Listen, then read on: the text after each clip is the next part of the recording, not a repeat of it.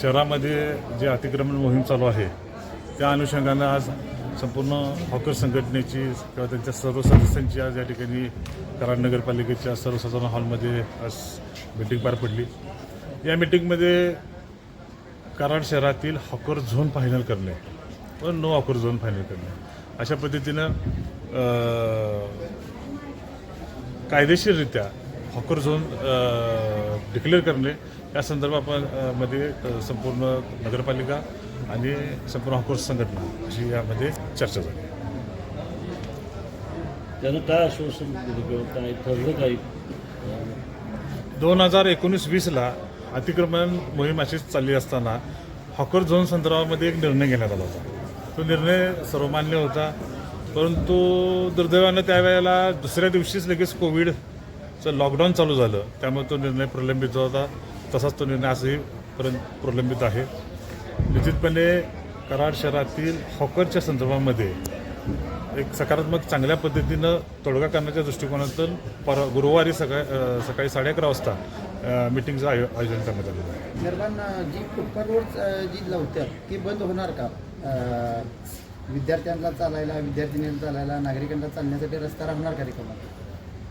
जे कायदेशीर आहे, जे योग्य आहे ते 100% होणार।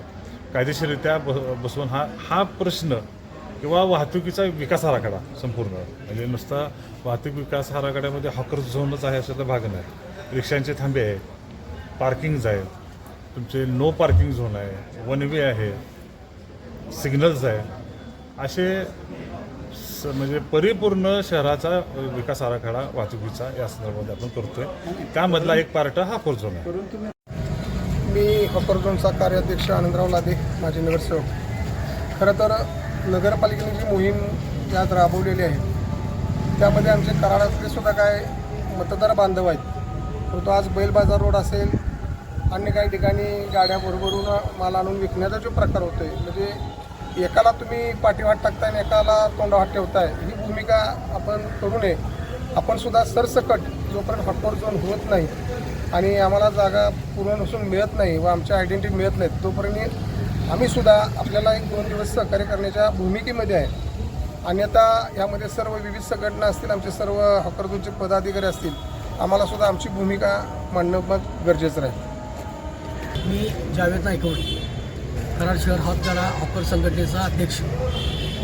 आज कराड नगर परिषद कराड या ठिकाणी आमची शिष्टमंडळाची बैठक होती, परंतु शिष्टमंडळ पालिका पदाधिकाऱ्यांना भेटणार हे कळताच ज्यांचं हातावरचं पोट आहे असे आमचे सर्व इच्छुक हॉकर्सधारक यांना थांबवलं नाही आणि त्यांनी या आमच्या मिटिंगमध्ये भरघोस अशी हजेरी लावली आणि नक्की निर्णय काय होतोय या उत्सुकतेने ते सर्व या ठिकाणी हजर राहिले।